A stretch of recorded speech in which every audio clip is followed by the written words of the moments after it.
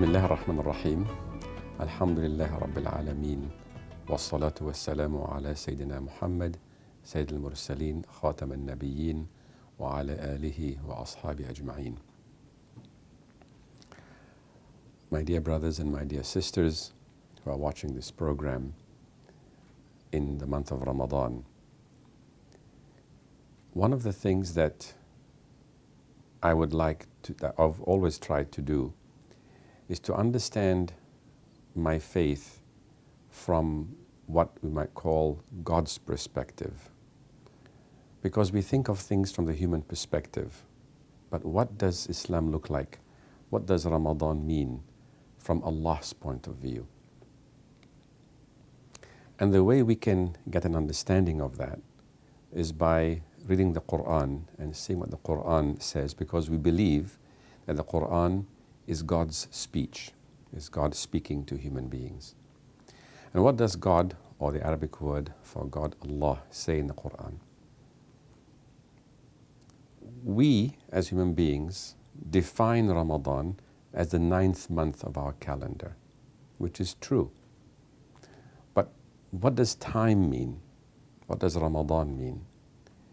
Allah says in the Quran, شهر رمضان, the month of Ramadan, الذي أنزل فيه القرآن. The month of Ramadan is the month in which the Quran came down. So we can extract from that Quranic verse the idea that from God's point of view, Ramadan is defined by the event, the seminal event, the defining event that defines Ramadan. So Ramadan, from the Creator's point of view, is the month in which He sent down the Quran. Now, we are also taught that the event of the coming down of the Quran is also described as the Laylatul Qadr, the night of power or the night of majesty. And what is the Laylatul Qadr? We have a surah, a chapter of the Quran, which begins by saying, Inna anzalnahu fi Laylatul Qadr. We sent it down on Laylatul Qadr.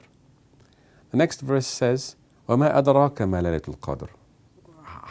How can you understand, or how can you capture the meaning of Laylatul Qadr? I always wondered about, why does God say this? And there's a couple of other examples in the Quran where Allah says, وَمَا أَدْرَاكَ, and how will you know, or how can you know, or how can you understand what Laylatul Qadr means? And it's something like, if you're a mathematician and your child has heard the word calculus and says, Dad, what does calculus mean? And you say, well, how can I explain to you what calculus means? You start scratching your head. It's almost like Allah saying, well, how can you understand? How can you wrap your head around the idea of Laylatul Qadr? Laylatul Qadr is خير من ألف شهر. It has more merit, more khayr, more good in it than 1,000 months. So it's qualitatively, it's not even a quantitative measure, because some things are quantitative, but some things are not, cannot be added. All right, like let's say, strength is quantitative. All right, 2 people or 3 people, half as strong as I am, can overpower me. But 1,000 people, half as intelligent as me, or half as intelligent as you, cannot overpower you. So intelligence is not additive. Beauty is not additive, right? And one person as beautiful, or half as beautiful as you are, 1,000 people, half as beautiful as you are, cannot match your beauty. So the power, the khayr, the good of Laylatul Qadr is more than even 1,000 months. It means it cannot be measured by the good that we normally think of in thousands, in the thousands of months. But what is Laylatul Qadr? The power of Laylatul Qadr. What is the good of Laylatul Qadr? It is the event in which Allah disclosed Himself or announced Himself to Muhammad. It is symbolic of the moment in which God contacted humankind in a very special way. It was both the event of God and the individual of Muhammad, but the Laylatul Qadr of Muhammad also had a meaning and power too between God and all of humanity, because it was not only the self-disclosure of God the Creator to the individual of Muhammad, it was also the announcement to Muhammad that he was to be a messenger and a prophet, and he had a mandate and a mission to give to all of humanity.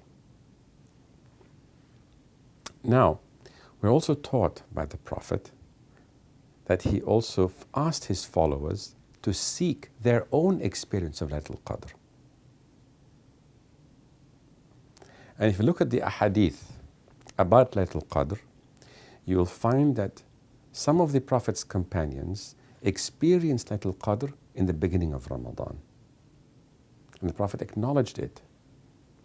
But for those who didn't, he said, look for it in the last 10 days of Ramadan. Now, don't despair. Keep looking for your own Laylatul Qadr. So we look, when is Laylatul Qadr? Is it the 27th of Ramadan? Is it, as we are taught, one of the odd nights of Ramadan, the 21st, the 23rd, the 25th, or the 29th? But then is it the odd night in Malaysia's time, or is it in Pakistan's time? Because we start at the beginning of Ramadan in one part of the world one day, and it's another world in another day. So when is Laylatul Qadr? When is the moment of Laylatul Qadr? Laylatul Qadr is not outside there.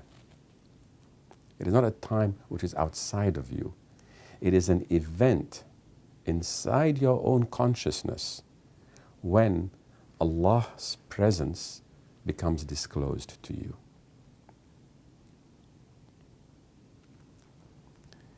So as Muslims, we are taught by the Prophet to seek our experience of Laylatul Qadr, to understand Laylatul Qadr, and to place it in a coherent understanding that fits in with our understanding of our faith as a whole. This is the demand and the task of the month of Ramadan, and the special gift of the month of Ramadan.